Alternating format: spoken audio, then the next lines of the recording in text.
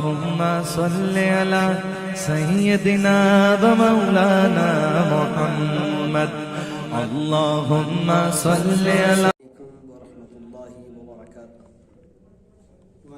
نحمده ونصلي ونسلم على رسوله الكريم وعلى آله وأصحابه أجمعين أما بعد فأعوذ بالله من الشيطان الرجيم بسم الله الرحمن الرحيم إن عدة الشهور عند الله 12 شهرا في كتاب الله يوم خلق السماوات والأرض منها 4 حرم صدق الله العظيم. وقال تعالى في شأن حبيبه وعظمة رسوله إن الله وملائكته يصلون على النبي يا أيها الذين آمنوا صلوا عليه وسلموا تسليما اللهم صل على سيدنا شفيعنا حبيبنا مولانا محمد وعلى آله وأصحابه أفضل صلواتك وعدد معلوماتك وبارك وسلم. معزز ومکرم قابل قدر جمی ناظرین کرام، جیسا کہ ہم آج کی اس نشست میں ماہ رجب المرجب سے متعلق چند باتیں آپ کے گوشے گزار کرنا چاہتے ہیں، چونکہ ماہ رجب یہ مسلمانوں کے پاس احترام اور تعظیم والا مہینہ ہے۔ قرآن مجید میں اللہ تبارک و تعالیٰ نے مہینوں کی تعداد سے متعلق مستقل اس کا حکم بیان کیا، ارشاد فرمایا کہ ان عدت الشہور عند اللہ 12 شہرا، یقیناً مہینوں کی تعداد گنتی اللہ کے پاس 12 ہے اللہ کی کتاب میں، اور انہی 12 مہینوں میں سے اللہ تبارک و تعالیٰ نے چند مہینوں کو منہا 4 حرم سے استثناء فرما دیا، یعنی 12 مہینے تو ہے لیکن 12 مہینوں میں سے 4 مہینے جس کو اللہ تبارک و تعالیٰ نے فرمایا 4 حرم، یعنی حرمت والے مہینے۔ یہ قرآن مجید ہے 10ویں پارے میں سورہ توبہ کی آیت نمبر 35 میں تفصیلی آیت ہے، ہم اس کے ایک حصے کو لیے ہیں تاکہ ہم مسلمانوں میں اس بات کو رکھیں کہ یہ جو 4 مہینے حرمت والے ہیں، قرآن مجید سے اس کی حرمت ثابت ہے، جس میں رجب شامل ہے، اور یہ رجب ایک ایسا مہینہ ہے جس کا احترام، جس کی تعظیم مسلمانوں سے پہلے والی قوموں نے بھی کیا ہے، اور اس کے احترام میں، اس کے اکرام میں، اس کی تعظیم میں اللہ تبارک و تعالیٰ نے سابقہ قوموں میں ان کی اپنی کتابوں میں بھی اس کا حکم بیان فرمایا، جیسا کہ بہت سے تاریخی واقعات اور حکایات میں اس بات کو ہم پڑھ سکتے ہیں۔ میں چونکہ قرآن مجید میں جب یہ بات واضح ہو چکی ہے تو احادیث شریفہ بھی آپ کی خدمت میں رکھوں کہ پیارے نبی صلی اللہ علیہ وسلم نے ارشاد فرمایا اذا دخل رجب، جب رجب شریف داخل ہوتا، کان رسول اللہ صلی اللہ علیہ وسلم اذا دخل رجب، پیارے نبی صلی اللہ علیہ وسلم جب رجب شریف آتے تو کیا کرتے؟ اللہم بارک لنا فی رجب، دعا فرماتے کہ اے اللہ ہمارے لیے رجب میں برکت عطا فرما، وہ شعبانہ اور شعبان میں، اور اسی طریقے سے رمضان تک ہمیں پہنچا۔ اب آپ دیکھیں جس مہینے میں پیارے نبی صلی اللہ علیہ وسلم دعا کا اہتمام فرما رہے ہوں، اور اس مہینے کے آتے ہی آپ دیکھیں گے کان رسول اللہ صلی اللہ علیہ وسلم تھے، یعنی پیارے نبی صلی اللہ علیہ وسلم رجب کے آتے ہی یہ اہتمام کرتے ایک آدھ بار ایسا نہیں بلکہ متعدد بار ایسا ہوتے رہتا۔ پیارے نبی صلی اللہ علیہ وسلم دعا کرتے کہ اے اللہ ہمارے لیے رجب میں برکت عطا فرما۔ پھر دوسری حدیث شریف میں پیارے نبی صلی اللہ علیہ وسلم نے واضح طور پر ارشاد فرمایا کہ دیکھو رجب شہر اللہ، رجب اللہ کا مہینہ ہے۔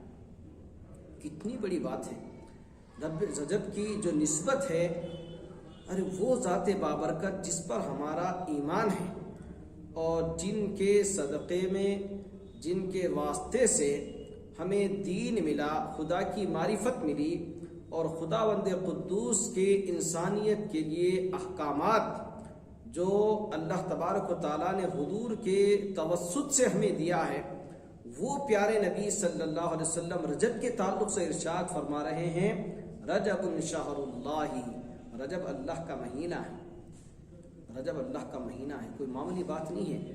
ارے آج پوری دنیا اولیاء اللہ کا احترام کیوں کرتی ہیں؟ کہ وہ اللہ کے دوست ہیں، تو پھر رجب کا بھی اہتمام بنا کسی تشبیہ اور تمثیل کے ایسے ہی ہونا چاہیے جیسے اولیاء اللہ کا اکرام ہوتا ہے، احترام ہوتا ہے، تعظیم ہوتی ہے، ان سے محبت ہوتی ہے، ان سے لگاؤ ہوتا ہے، ان کی طرف ہمتاً ہر مسلمان تڑپتے ہوئے دل کے ساتھ ان کے ساتھ لگاؤ رکھتا ہے، ان سے جڑا ہوا رہتا ہے۔ کیوں؟ اولیاء اللہ اللہ کے دوست ہے، ولی اللہ اللہ کے دوست ہے، تو جب اللہ کے دوستوں سے اتنا لگاؤ ہو تو پھر رجب شہر اللہ، رجب اللہ کا مہینہ ہے، تو رجب کے ساتھ بھی مسلمانوں کا یہی لگاؤ ہونا چاہیے۔ یہ دوسری حدیث شریف، اور پھر اس کے ساتھ ساتھ اور ایک حدیث، تیسری حدیث شریف، لما سمیہ رجب، رجب کا نام رجب کیوں رکھا گیا؟ تو اس کے تعلق سے حدیث شریف میں ارشاد فرمایا یترجب فیہ خیر کثیر، اس میں بہت سی بھلائیاں ہیں، اس میں بہت سی بھلائیاں ہیں رجب میں۔ اور چوتھی حدیث شریف سرکار مدینہ صلی اللہ علیہ وسلم نے ارشاد فرمایا ان فی الجنت نہرا یقال لہ رجب، بے شک جنت میں ایک نہر ہے جس کو رجب کہا جاتا ہے۔ میں مزید اس کی اور دو چار تفصیلی روایت ہے اسی سے متعلق، ہم آنے والے دنوں میں آنے والے مزید تفصیلات میں اس کو رکھیں گے کہ دوسری حدیث سے متعلق جو آگے کی بحث آ رہی ہے کہ من صام فی رجب یوما واحدا سقاہ اللہ من ذالک النہر، من ذالک النہر۔ حضور پاک صلی اللہ علیہ وسلم کیا فرماتے ہیں کہ جو کوئی رجب میں روزہ رکھتا ہے، صرف یوما واحدا، ایک دن روزہ رکھتا ہے، تو اللہ تعالیٰ اس نہر سے اس کو سیراب کرے گا۔ یعنی آپ دیکھیں گے جنت میں ایک نہر ہے جس کو رجب کہا جاتا ہے، اور رجب کے مہینے میں جو روزہ رکھتا ہے اس روزے دار کو اللہ تبارک و تعالیٰ اس نہر سے سیراب فرماتا ہے۔ اور تیسری حدیث، چوتھی حدیث شریف، پانچویں حدیث شریف ہے صوم اول یوم فی رجب کفارت ثلاث سنین۔ پیارے نبی صلی اللہ علیہ وسلم نے کیسی احادیث شریفہ ہے کہ جو کوئی رجب میں ایک روزے کا اہتمام فرماتا ہے کہ اس کے لیے سال بھر کے گناہوں کا کفارہ ہے، اور اسی طریقے سے ایک ایک روزے کا اہتمام بتایا گیا، اور خود پیارے نبی صلی اللہ علیہ وسلم روزے کا اہتمام بتانے کے ساتھ ساتھ خود اہتمام کیے بھی ہیں۔ جیسے حدیث شریف میں کان رسول اللہ صلی اللہ علیہ وسلم یصوم حتی نقول لا یفطر، پیارے نبی صلی اللہ علیہ وسلم رجب میں روزوں کا اس قدر اہتمام فرماتے ہیں کہ ہم سمجھتے کہ اب پیارے نبی صلی اللہ علیہ وسلم روزہ نہیں چھوڑیں گے، اور یفطر حتی نقول لا یصوم۔ پھر کبھی ایسا ہوتا کہ پیارے نبی صلی اللہ علیہ وسلم روزہ ترک فرماتے تو صحابہ کرام فرماتے ہیں کہ ہم سمجھتے کہ اب پیارے نبی صلی اللہ علیہ وسلم کو روزے کا اہتمام نہیں کریں گے۔ مطلب یہ ہے کہ پیارے نبی صلی اللہ علیہ وسلم روزے کا رجب میں اہتمام بھی فرماتے اور اہتمام کو ترک بھی کرتے۔ کیوں؟ اس لیے کہ کہیں میرے اس عمل سے میری امت کو اس روزوں کی تاکید نہ آ جائے، اور میری امت اس کے اہتمام میں اگر غفلت برتے تو گناہ گار نہ ہو جائے۔ اسی لیے شارحین حدیث اس طرح کی اس میں تشریح فرماتے ہیں۔ اور بھی بہت سے احادیث شریفہ ہیں کہ جس میں ہم دیکھیں گے کہ بزرگان دین نے رجب المرجب کی جو توضیحات اور اس کی تشریحات کی ہے، میں آپ کو انہی کے کلمات رکھتا ہوں۔ پوری امت اسلامیہ کے اکابر اور اسلاف کا یہ متفقہ فیصلہ ہے کہ رمضان شریف تمام مہینوں میں افضل مہینہ ہے، اور پھر اس کے بعد ربیع الاول شریف سب سے بابرکت مہینہ ہے، پھر اس کے بعد تیسرے نمبر پر رجب شریف کا مہینہ ہے، پھر شعبان کا مہینہ۔ دیکھیے آپ، رمضان شریف، پھر اس کے بعد ربیع الاول شریف، پھر اس کے بعد رجب، یہ مہینہ ہے، اس کی تعظیم۔ اسی طریقے سے اور ایک جگہ پیارے نبی صلی اللہ علیہ وسلم نے یوں واضح فرمایا، رجب کی فضیلت تمام مہینوں پر ایسی ہی ہے جیسے قرآن مجید کی فضیلت تمام کتابوں پر ہے۔ یعنی جیسے مسلمانوں کے پاس اسلامی عقائد میں اللہ تعالیٰ کی نازل کردہ بہت سی کتابیں ہیں، جیسے قرآن مجید آپ دیکھتے ہیں، تورات شریف اور زبور، انجیل، اسی طریقے سے بہت سے صحیفے موسیٰ علیہ السلام پر اترے، ابراہیم علیہ السلام پر اترے، تو اس طریقے سے جتنے بھی پیغمبروں پر صحیفے اترے ہیں، ان سارے صحیفوں میں قرآن مجید کو جیسی اہمیت، جیسا مقام، جیسا رتبہ حاصل ہے، رجب کی فضیلت بھی تمام مہینوں پر ایسی ہی ہے جیسے قرآن مجید کی فضیلت تمام صحیفوں پر ہے۔ اسی لیے اس کے اہتمام میں غفلت قطعاً نہیں برتنا چاہیے، اور اسی طریقے سے اس میں جو اہتمام اور اس کا احترام جو بتایا گیا یہ بہت ضروری ہے۔ اس کا احترام اس قدر، یعنی اسلام کے آنے سے پہلے اس کا اہتمام اس قدر ہوتا تھا کہ اس مہینے میں اس کے احترام کے قاتل اگر کسی شخص کو اس کے باپ کا قاتل بھی مل جاتا تو وہ اس مہینے کے احترام کے خاطر اپنے باپ کے قاتل سے بدلہ نہیں لیتا تھا۔ اب یہ احترام تھا صرف رجب کے قاتل، لیکن بعد میں ہمارے بزرگوں نے دین اسلام کے آنے کے بعد اور بہت سی آیات جہاد سے متعلق جب نازل ہوئی تو اس حکم کو منسوخ قرار دیا، لیکن تعظیم برابر کی جائے گی، تعظیم برابر ہوگی۔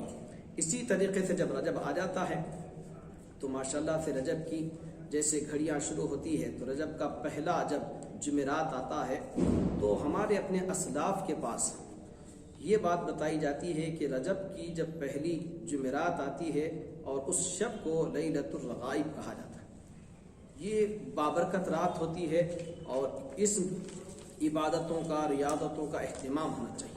اور اسی طریقے سے امام غزالی رحمۃ اللہ علیہ نے اپنی کتاب مکاشفۃ القلوب میں رجب کے 3 حروف ہیں اور اس 3 حروف کے 3 معنی پر آپ نے روشنی ڈالی۔ فرمایا کہ را جیم با، را سے مراد رحمت الہی ہے، رجب آتے ہی رحمت الہی کی برسات ہوتی ہے۔ تو اب جب رحمت الہی کی برسات ہو تو بندے کو کیا کرنا چاہیے؟ اپنے جرموں سے توبہ کرنا چاہیے، اپنے گناہوں سے تائب ہو کر اللہ تبارک و تعالیٰ کے حضور رجوع ہونا چاہیے۔ پھر جب جیم سے یہ مراد ہے تو با کیا ہے؟ با سے مراد بر ہے، یعنی نیکی اور بھلائی کا راستہ اختیار کر لینا چاہیے۔ یہ رجب میں اہتمام ہونا چاہیے، اور آج تو ہمارے پاس مسلمانوں کے یہ اہتمام کچھ حد تک ہوتا ہے، وہ بھی ہوتا بھی ہے تو گھر کی خواتین میں ہوتا ہے، مرد حضرات پہ تو کچھ بھی نہیں ہوتا۔ اسی لیے ہماری اپنی خواتین گھر کی ایسے بابرکت ایام سے، مہینوں سے اور اوقات سے بھرپور فائدہ اٹھاتی رہتی ہے۔ اسی لیے دین اسلام میں جہاں تک خواتین کی اہمیت اور ان کے اپنے مقام کو بتایا گیا ہے، وہ اپنے طور پر کچھ حد تک ایسی کوششیں کرتی ہے جس کوشش میں مرد حضرات نہیں ہوتے۔ اسی لیے مرد حضرات بھی اس جانب توجہ کرنی چاہیے۔ اور بعض احادیث شریفہ میں تو ایسا بھی ہے، جیسا کہ میں آپ سے پہلی حدیث شریف رکھا تھا کہ یقال لہ رجب، جو جنت میں نہر ہے اس کو رجب کہا جاتا ہے. اس کا پانی کیسا ہوگا؟ ماؤہ ابید، اس کا پانی سفید ہوگا. کس سے؟ من اللبن، یعنی اس نہر کا پانی دودھ سے زیادہ سفید ہوگا. اور احلی من العسل، اور میٹھا ہوگا، شیریں ہوگا. کس سے؟ شہد سے. شہد سے زیادہ شیریں ہوگا. من صام یوما من رجب سقاہ اللہ من ذلک النہر، جو رجب میں ایک روزہ رکھتا ہے اللہ تعالیٰ اس کو اس نہر سے سیراب فرماتا ہے. اور دوسری حدیث شریف میں تو سختی کے ساتھ اور بھی سفید ہوگا، یعنی ماؤہ اشد بیاضا من اللبن، یعنی دودھ سے بھی زیادہ. پیارے نبی صلی اللہ علیہ وسلم نے اور تاکید کے ساتھ فرمایا کہ دودھ سے زیادہ اس نہر کا پانی سفید ہوتا ہے. تو یہ آپ دیکھیں گے کتنی کیا احادیث شریفہ میں آپ کی خدمت میں رکھوں. بہت سی احادیث شریفہ ہیں. پیارے نبی صلی اللہ علیہ وسلم نے اس مہینے سے متعلق جو فضیلت اور اس کی اہمیت کو بتایا کہ وہ بہت سی احادیث شریفہ میں آئی ہیں. اور اسی طریقے سے اس مہینے میں جو روزے رکھے جاتے ہیں، جیسا کہ ابھی آپ نے اس مہینے کے روزوں سے متعلق سنا، اس مہینے میں کچھ ایسی گھڑیاں آتی ہے جو انتہائی بابرکت ہوتی ہیں. جیسے آپ دیکھیں گے شب معراج، 27 معراج، شب معراج جو اس مہینے میں آتی ہے، جس میں پیارے نبی صلی اللہ علیہ وسلم کو معراج ہے. اور یہ اتنی بڑی شب ہے کہ اسی مہینے میں آتی ہے. اسی لیے بہت سے لوگوں نے اس مہینے کا حد درجے اہتمام کیا ہے. آپ دیکھیں گے ہمارے اپنے بزرگان دین نے کیسے اس مہینے کے احترام میں، اکرام میں مصروف ہوتے ہوئے جو ان لوگوں نے مشاغل اختیار کیے تھے. آپ سنیں گے حضرت سیدنا وہب بن منبہ رحمۃ اللہ علیہ فرماتے ہیں کہ دنیا کی تمام نہریں ماہ رجب المرجب میں رجب کی تعظیم کے لیے زمزم کی زیارت کرتی ہیں. آپ کو معلوم ہے کہ یہ دنیا کا وجود اللہ نے ایسے رکھا ہے کہ اس زمین پر قریب 60-70% پانی ہے، یا یوں سمجھے کہ 60% پانی ہے اور باقی 40-35% خشکی ہے، جس میں انسان اور دیگر مخلوقات رہتی. تو نہ جانے کتنی نہریں ہیں، بے حساب نہریں ہیں. اور یہ ساری نہروں کو اللہ کی جانب سے جیسے ہی ماہ رجب المرجب آتا ہے تو اس بات کا شرف ملتا ہے کہ وہ زمزم کی زیارت کرتی ہے اور زمزم کے سارے فیوض و برکات کو لے کر اپنی اپنی جگہ پہ آ جاتی ہے. اور جو شخص رجب المرجب کے مہینے میں صبح و شام اٹھ کر 70 مرتبہ اس طرح مغفرت کی دعا کرے، اللہم اغفر لی ورحمنی وتب علیہ، اے اللہ میری مغفرت فرما اور مجھ پر رحم فرما اور میری توبہ قبول فرما. یہ ہمارے بزرگان دین کے وظائف تھے اس مہینے میں. اسی لیے اور بھی حکایات بہت سی ہیں کہ جیسے نوح علیہ السلام ہیں. نوح علیہ السلام کی کشتی کے تعلق سے آتا ہے کہ جب طوفان کے دنوں میں حضرت سیدنا نوح علیہ السلام رجب کے مہینے میں کشتی پر سوار ہوئے تھے تو آپ نے خود بھی روزہ رکھا اور اپنے ساتھیوں کو بھی روزہ رکھنے کا حکم دیا. تو اس کی برکت سے کشتی 6 مہینے چلتی رہی اور عاشورہ کے دن جودی پہاڑ پر جا ٹھہری. اب دیکھو اب نوح علیہ السلام کیا ہے. نوح علیہ السلام یہ انبیاء سابقین میں اولین ہیں. نوح علیہ السلام بہت قدیم نبی ہے. آپ تاریخ کی کتابیں پڑھیں گے تو آپ کو آدم علیہ السلام، شیس علیہ السلام، اس کے فوری بعد نوح علیہ السلام کا ذکر ملے گا. تو یہ رجب کا احترام، اکرام اور اس کے روزے کا اہتمام نوح علیہ السلام کے زمانے سے چلے آ رہا ہے.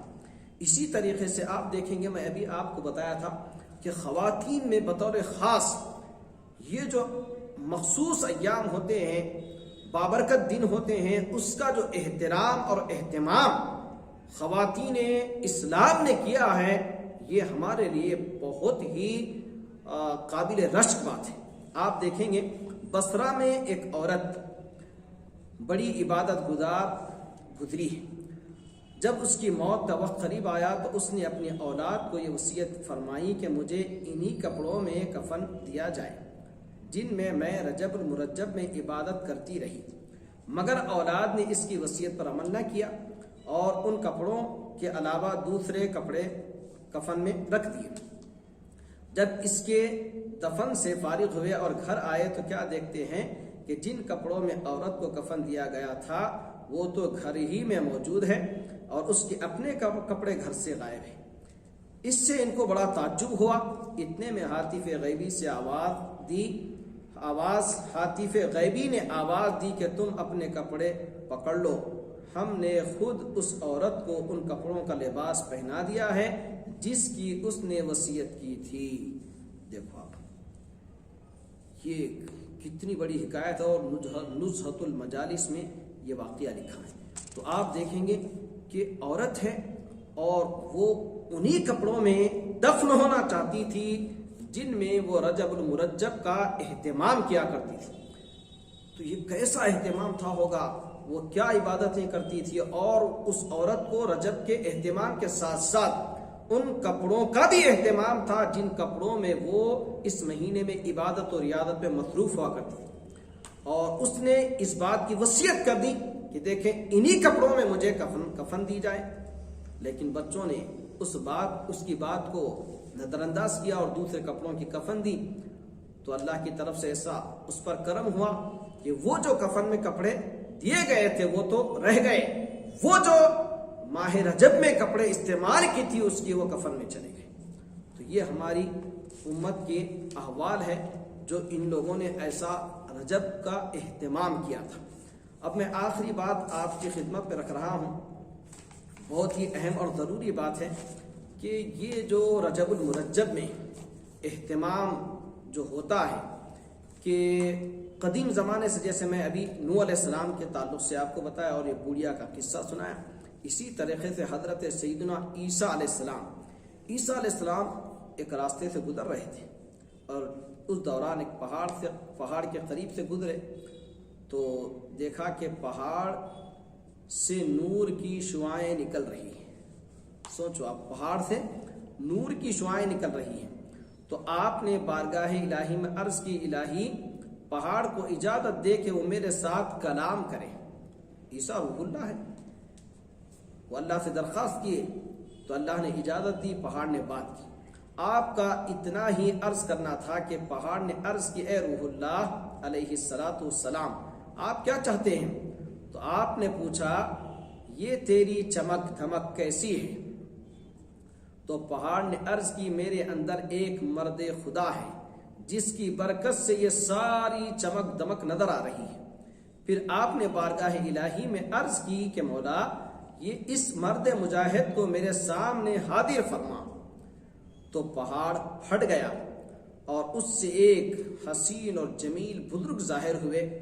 اس بزرگ نے کہا کہ میں حضرت سیدنا موسیٰ علیہ السلام کی قوم سے ہوں، میں نے خدائے بزرگ و برتر سے یہ دعا مانگی تھی کہ میری عمر اتنی دراز ہو کہ میں احمد مجتبی محمد مصطفیٰ صلی اللہ علیہ وسلم کا عہد مبارک پا سکوں تاکہ میں ان کی امت میں داخل ہو جاؤں۔